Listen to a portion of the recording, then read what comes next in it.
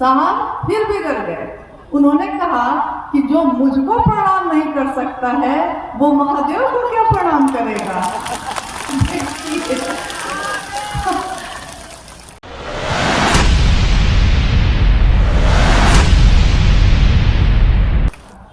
साहब ने शिव की अवधारणा की व्याख्या की। साहब हरिंदरानंद जी ने कहा कि दुनिया के लोगों ने, जैसे आपने कभी हाथी देखा है, साहब कहते हैं कि आपने कभी हाथी देखा है, तो हाथी में 5 अंधे आदमी पांचों जा रहे थे। रास्ते में एक हाथी था।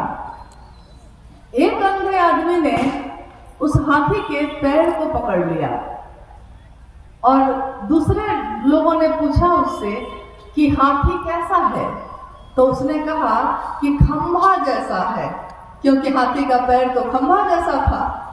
किसी ने उसका सूंड पकड़ा, तो दूसरे लोगों ने पूछा कि तुमको हाथी कैसा लग रहा है, तो उसने कहा कि मुलायम है, लचीला है, शंकु रूप में है।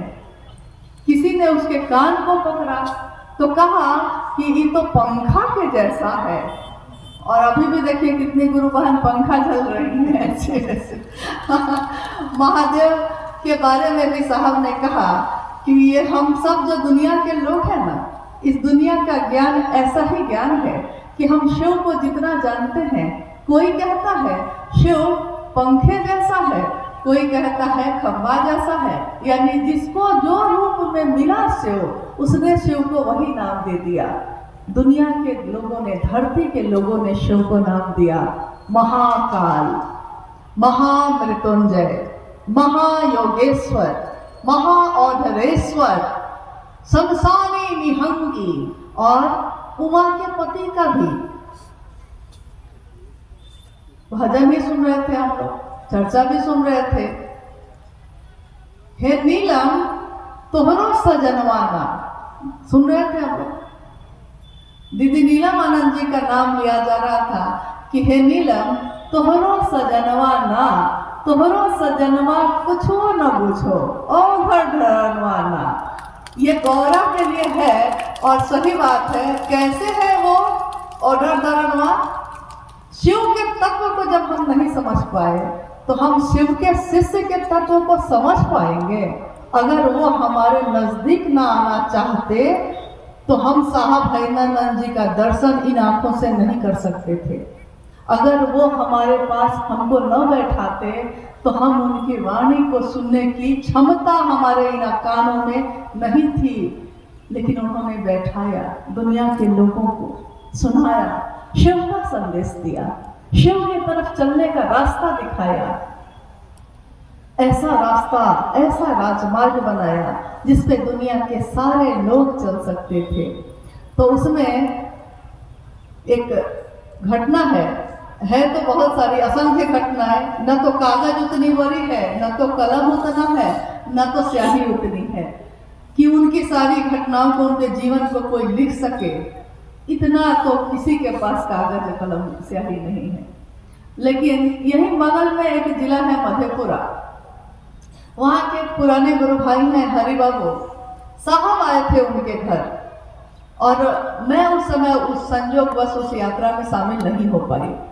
जब साहब लौट कर आए तो साथ गए गुरु भाइयों ने कहा कि साहब को भी समझना बड़ा मुश्किल है। तो हम लोग पूछते थे, अगर नहीं जा पाते थे तो पूछते थे क्या हुआ, कैसे हुआ, साहब ने क्या कहा, लोगों ने क्या कहा। तो गुरु भाइयों ने बताया कि साहब कुर्सी पे बैठे थे, कुछ गुरु भाई लोग इधर खड़े थे, कुछ गुरु भाई बहन इधर खड़े थे। अब साहब यहाँ बैठे हैं तो कोई उधर से गुजर नहीं रहा है, लेकिन एक काम आ गया। तो एक गुरु भाई बाईं तरफ से दाईं तरफ जाने लगा। तो जब वो गुरु भाई जाने लगे तो उनको लगा होगा ना कि साहब बैठे हैं तो प्रणाम कर लेते हैं। तो वो गुजरते गुजरते साहब को प्रणाम करने लगे। तो साहब हमेशा कहते थे कि जानती हो, हर जिला के लोग अलग अलग तरह से प्रणाम करते हैं, सबका अपना अपना स्टाइल है। तो सहरसा का क्या है तो सहरसा का ऐसे है। साहब कहते थे कि सहरसा के लोग ऐसे प्रणाम करते हैं। तो गुरु भाई ने साहब को प्रणाम किया। साहब बैठे शांत थे, जैसे ही देखा कि प्रणाम कर रहा है बिगड़ गए, पूरा बिगड़ गए। गुस्सा होके बोलने लगे कि इतने प्रेम से, इतना बढ़िया से हमको प्रणाम कर रहे हो, इतना से तो महादेव को प्रणाम करते ना, इस भाव से महादेव को प्रणाम करते तो महादेव ही मिल जाते। अब दूसरे गुरु भाई लोग तो देख रहे थे, तो वो गुरु भाई तो बेचारा चेहरा नीचे करके चुपचाप चला गया। कुछ देर के बाद दूसरे गुरु भाई को भी उधर जाने का काम पड़ा। अब पहले का हाल तो उसने देख लिया था कि क्या हुआ था पहले के साथ। तो जब दूसरे गुरु भाई जाने लगे तो उन्होंने साहब को प्रणाम नहीं किया, क्योंकि पहले का हाल देखा था ना, अभी अभी तो डांट पड़ी थी। तो बिना प्रणाम कर किए जाने लगा। साहब फिर बिगड़ गए, साहब फिर बिगड़ गए। उन्होंने कहा कि जो मुझको प्रणाम नहीं कर सकता है वो महादेव को क्या प्रणाम करेगा।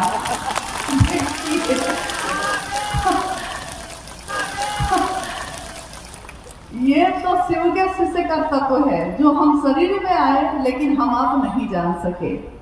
तो ये शिव को गुरु बनाने की बात, शिव के तरफ चलने की बात और तीनों सूत्र करने की बात साहब भैरवानंद जी ने जो बताया है जगत के लोगों को, इस बात में शिव से जो उतरी हुई ऊर्जा है उनमें, अगर हम उनके आंखों के अनुसार, उनकी सोच के अनुसार, उनके सपने के अनुसार इस काम को करते हैं, इन तीनों सूत्रों को करते हैं, तो जानते हैं वहां न तो मेरी ताकत काम करेगी न आपकी, वहां काम करेगी स्वयं उन्हीं की ऊर्जा, उन्हीं की ताकत। क्योंकि उन्होंने कहा कि जहां भी मेरे विचार जाते हैं मैं ही तो जाता हूं, लेकिन हमको याद रखना होगा कि ये विचार उनके हैं।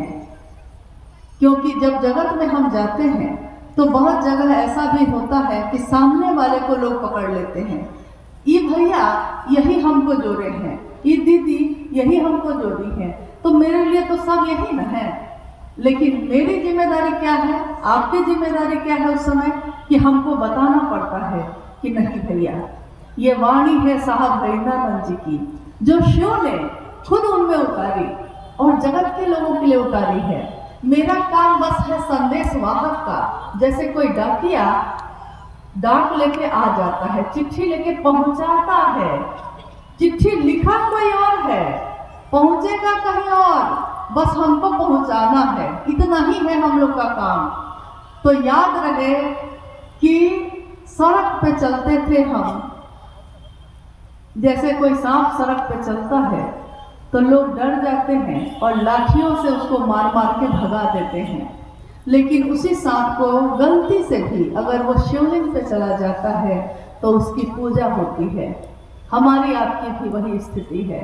शिव की बात करते हैं तो पूजा होती है, शिव की बात करते हैं लोग सम्मान देते हैं, प्यार देते हैं। जिस दिन अपनी बात कहने लगेंगे कोई प्रणाम नहीं करेगा, कोई प्रेम नहीं करेगा। तो मेरे गुरु शिव की बात, आपके गुरु शिव की बात लोगों तक इस जीवन में हम पहुंचा सके, दीदी नीलम आनंद जी के सपने को पूरा कर सके। उनकी आंचल की छाया क्या अभी इस मैदान में नहीं है? क्योंकि कल तक तो इस मैदान में बहुत धूप थी, आज ये छाया कैसे हो गई है? कल तक तो बहुत धूप थी।